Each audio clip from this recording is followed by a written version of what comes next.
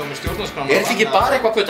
Hérna, við skulum bara fara í hana sem málmáluna núna og það Morfís-keppnin. Já, Morfís-keppnin á 5. daginn. Ég bara veit ekki hvað á að byrja, sko. Þú veist, þetta náttúrulega fyrsta skipti sem að menn að keppa í, sko, Hörpu. Eldborg.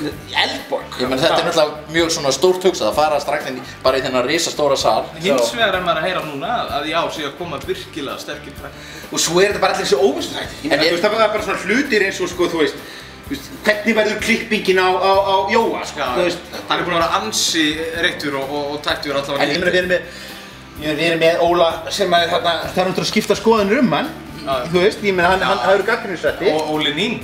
Já. Óli Nín, hann landar þessu vel. Já, mjög góður ræðumaður. Mjög góður. En þetta ekki óbúslega kallagt? Yfirleitt einhverja konu, einhver kona í liðinu? Það hún Eygló og hún bara virkilega þarft og gott að fá hann að því. En þetta náttúrulega stórveldin í þessu.